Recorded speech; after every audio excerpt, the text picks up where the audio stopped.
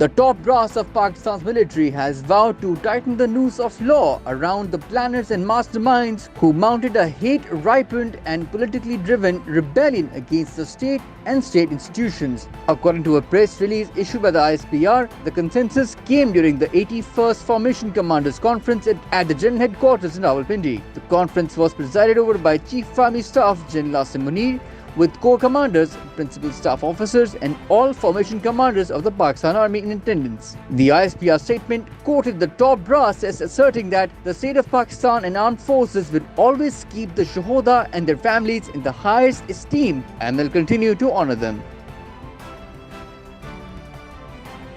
The son of senior Supreme Court lawyer Advocate Abdul Razak Shah, who was killed in a drive-by shooting in Quetta a day earlier, has registered a case against PTI chief Imran Khan and alleged that his father was killed at the former Prime Minister's behest. Shah was shot dead by unidentified assailants near Alamut Chowk on Airport Road on Tuesday. Police said that the deceased was on his way to the Balochistan High Court when his vehicle came under attack by unknown men armed with automatic weapons. The lawyer received 15 bullet injuries and died on the spot. Condemning the killing, lawyers' bodies had boycotted court proceedings across the province and announced 3 days of mourning. Meanwhile, the government and the PTI had traded blame over the incident, with both sides accusing the other of having a role in the killing.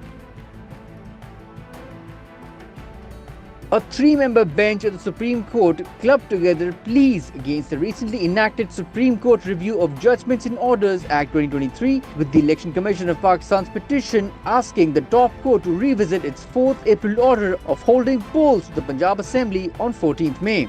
The decision was taken as the bench, comprising Chief Justice of Pakistan Umar Ata Bandial, Justice Ijazul Ehsan and Justice Munib Akhtar, took up the ECB's review petition. At the previous hearing, Attorney General for Pakistan Mansoor Usman Awan had surprised judges by disclosing that fresh legislation, which expanded the jurisdiction of the court by giving a right to appeal under Article 184(3), had come into force. Article 183 of the Constitution grants the Supreme Court powers to issue an order if it considers a question of public importance with reference to the enforcement of fundamental rights involved.